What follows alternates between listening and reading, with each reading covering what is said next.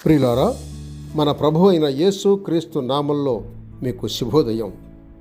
ఆయనను గూర్చి అనుదిన ఆత్మీయ ఆహారం, జూన్ 26 గురువారం. నేటి మన ధ్యాన లేఖనం ఆదికాండం 5వ అధ్యాయం 21 నుండి 24 వచనాలు. హనోకు 65 ఏండ్లు బ్రతికి మెతూషలను కనెను. హనోకు మెతూషలను కనిన తరువాత 300 ఏండ్లు దేవునితో నడుచుచు కుమారులను కుమార్తెలను కనెను. హనోకు దినములన్నీ 365 ఏండ్లు. హనోకు దేవునితో నడిచిన తరువాత దేవుడు అతన్ని తీసుకొని పోయాను కనుక అతడు లేకపోయాను. వ్యాఖ్యాన అంశం: హనోకు జీవన సౌరభం. 2వ భాగం పరివర్తన. వ్యాఖ్యానాంశం: హనోకు జీవన సౌరభం. 2వ భాగం పరివర్తన. వ్యాఖ్యానం: మరణించకుండా మహిమలోకానికి కొనిపోబడిన మొదటి మానవుడు హనోకు.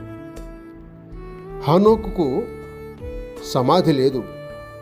ఆదాము నుండి 7వ వాడైన హనోకును గూర్చి 10 వచనాల్లో వివరించబడింది.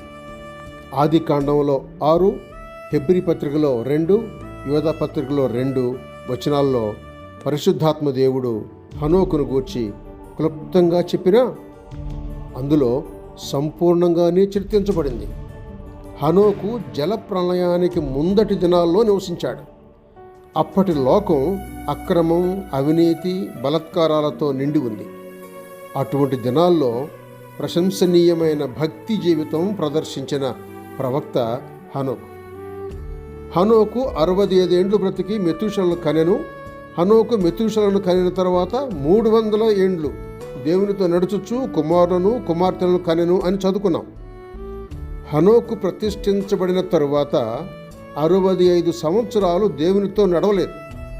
అంటే తన స్వంత మార్గంలో నడిచినట్లు గ్రహించగలం. కానీ మెతూషల జననం హనోకు జీవితంలో గొప్ప పరివర్తన కలిగించింది. మెతూషలను కనిన తరువాత దేవునితో నడవటం ప్రారంభించాడు. మెతూషల అనే మాటకు అర్థం అతని మరణానంతరం అది పంపబడును అని. అది పంపబడును అంటే జలప్రళయాన్ని గూర్చి ప్రవచనం హనోకుకు దేవుడు బయలుపరిచాడు. పాపభూయిష్టమైన లోకానికి దేవుని తీర్పు. ఈ ప్రత్యక్షత హనోకు జీవితం నందు ఒక మలుపు. మనం కూడా మారు మనసు పొంది యేసుక్రీస్తును మన జీవితంలోనికి ఆహ్వానించిన క్షణం నుండి దేవునితో నడక ప్రారంభించాలి. శుభములతో వందనాలు.